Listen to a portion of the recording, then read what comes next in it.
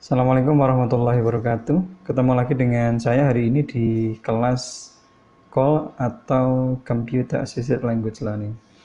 Sebelum kita mulai hari ini, untuk introduction-nya kita akan mulai comparing head to head between this course Computer Assisted Language Learning with your previous course. Anda kemarin juga dapat mata kuliah yang 11-12, it's like typical, yaitu mata kuliah Teaching English as Foreign Language on ICT. Nah, hari ini kita akan sedikit memberikan garis lainnya, di mana sih perbedaan antara keduanya.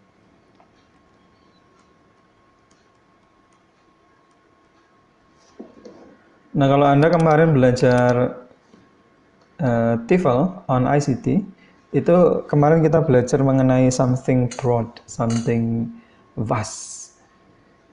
We discuss all the technology that we may include and we may incorporate in our teaching and learning English. Jadi kita membahas dari projector, dari macam-macam gitu ya. Dari projector, dari LCD, dari whatever technology that you may use to support your teaching, your English teaching.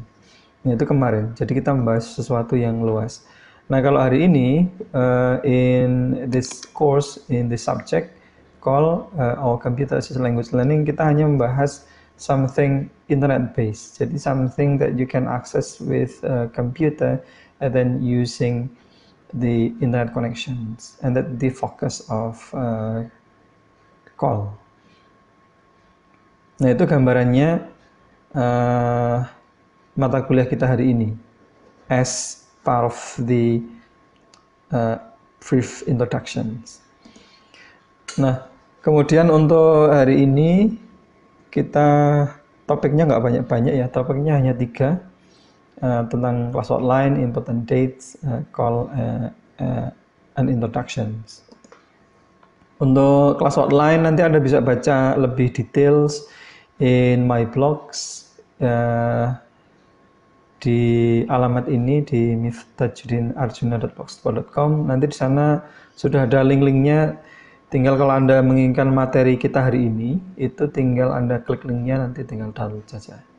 Alright. Termasuk nanti arti penting kompetensi design, reference, time allocation, evaluation, and also learning contract. Itu you can access and get the more detailed information in my blogs, right?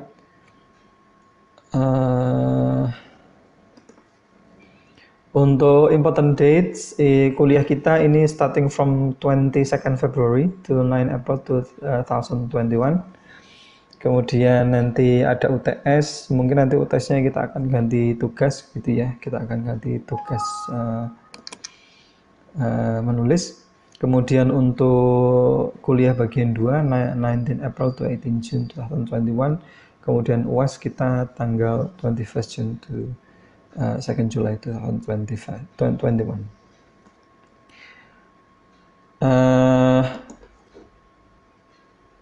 As part of the introductions, ini tadi yang saya sebutkan di awal bahwa kalau kita hari ini belajar call, belajar Computer Assisted Language Learning, itu berarti kita hari ini belajar mengenai teknologi-teknologi yang dia internet based atau computer based, yang menggunakan komputer dan kemudian connect to the internet. Alright. Kalau kita lihat pengertiannya, misal dari sini, itu Anda akan lihat call is an approach to teaching and learning in which the computer and computer-based resources such as internet are used to present, reinforce, and assess material to be learned. It usually include a substantial interactive element. Jadi ada komponen interaktifnya.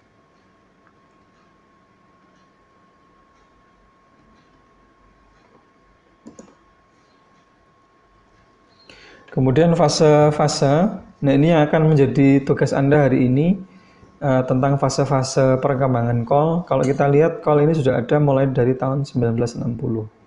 Jadi mulai adanya komputer itu kemudian it also affect to the concept of teaching and learning language.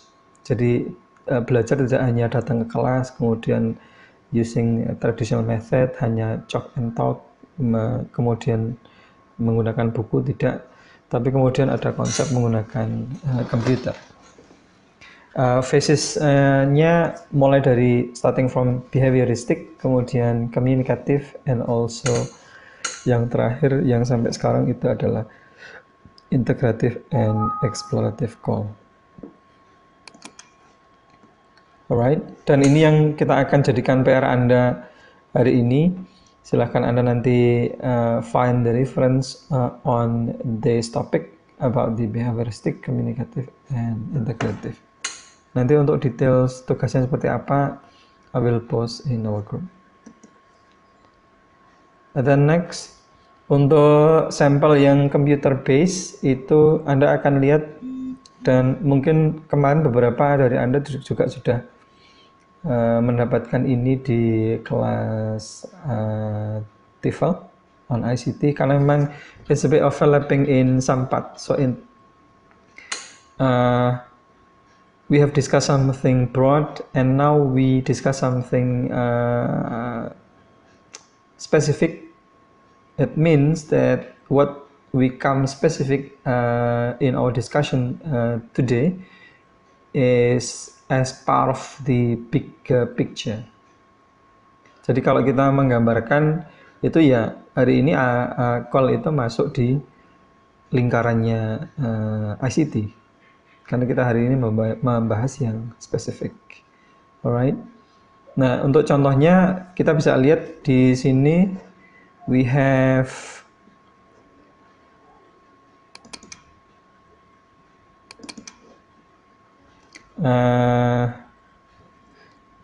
multimedia, kemudian this one, kemudian ada juga CMC and also language learning tools, gitu ya. Misalnya multimedia kita punya video clip, flash animation, web quest, podcast, dan lain sebagainya. Kemudian yang modelnya mediated communication itu kita punya email biasa seperti ini. Saya biasanya hari ini pakai untuk atau kalau dulu biasanya saya pakai untuk ngajar writing, jadi send to the email, kemudian reply, and then send the revisions, kemudian and so on. Dan mungkin hari ini aplikasinya ya ke konsultasi skripsi misalnya. Tapi kalau kemarin-kemarin memang saya pakai untuk teaching writing at that time. Jadi perkembangannya kita bisa lihat. Kemudian sampai SMS, kemudian blogs yang sampai hari ini saya tekuni. Kemudian wiki.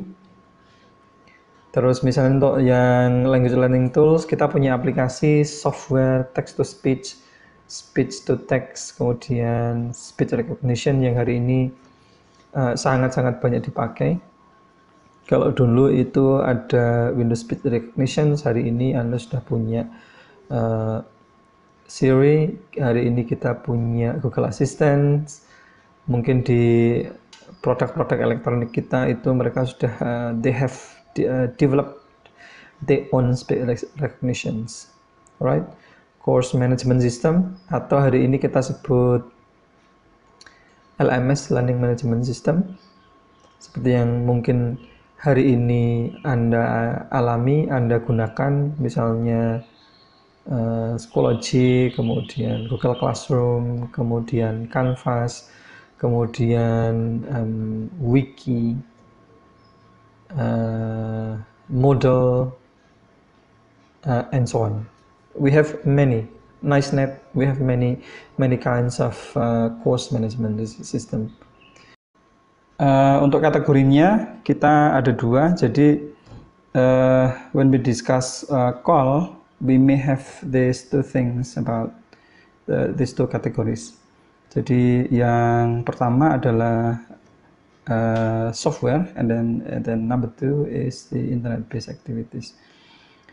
Yang software ini berarti it has been installed in the computer, or it has been stored in the hard disk of the computer. Contohnya misalnya case of teaching and learning in Himalaya, itu daerahnya they live in remote areas and they don't have internet connections. So the learning center try to install the software. Jadi mereka punya data bank atau database yang sudah diinstal di komputer. So they can surf, it's like the internet, so they can find any information from the computer refers to the data bank or database.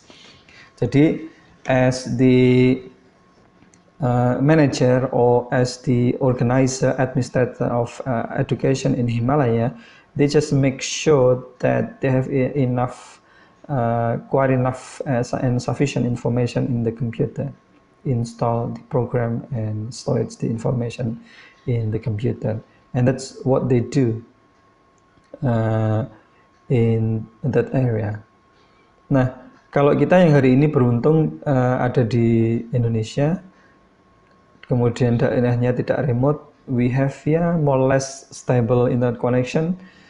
We can also have this one. We can have those two. Jadi ada program Anda yang software. Jadi misalnya model Cambridge Dictionary misalnya yang harus Anda install in your computer. Tapi ada juga misalnya model-model translate atau model LMS gitu ya, Learning Management System, yang hari ini Anda harus, you have to connect the internet and then you have to access the learning system in the internet, using internet. So when we discuss about call, we have these two categories, software and internet-based activities. Dan hari ini kita sepertinya beruntung, we can access these two.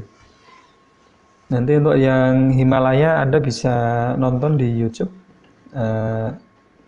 the practice of education in Himalaya using such information, such data bank that I have informed before.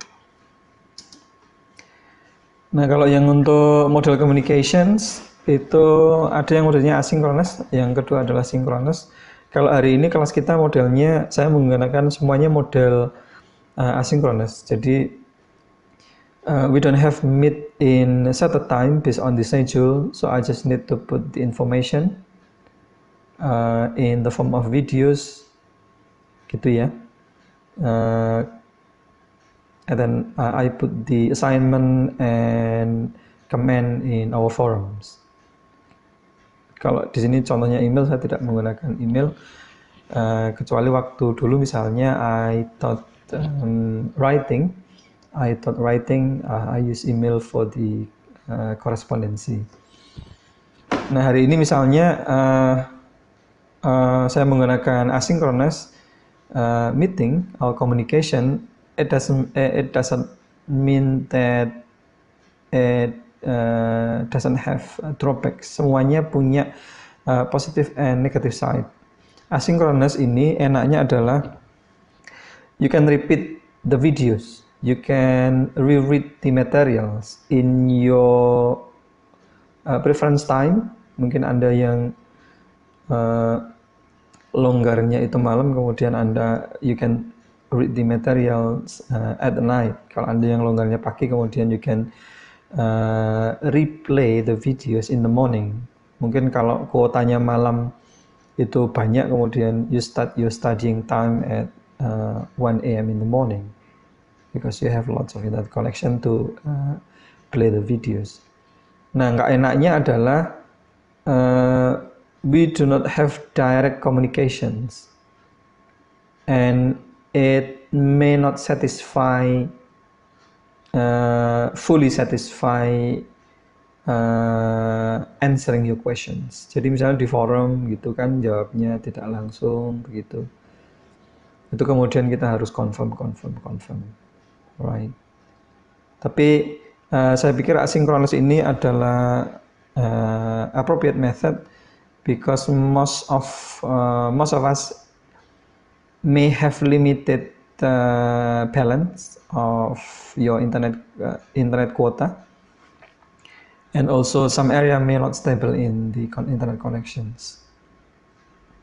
again, I will say that that's a good thing, but it also the drawbacks. Mungkin juga beberapa kelas Anda yang lain itu menggunakan model synchronous, text, voice chats, video conference. That's something in the hype at this moment. Jadi banyak yang menggunakan Zoom, kemudian Google Meet, and so on. But again, it's good because you can communicate directly with your lecturer. You can ask, and you can get the direct answer during the class. But it requires huge internet quota. That's the thing. That's why I don't like this one, because I myself may also have in certain time I have a problem with connections, with quota, even the most used video conference, such as WhatsApp video conference, it also problems with internet connections, like my experience with some of the people during the discussions. All right, and then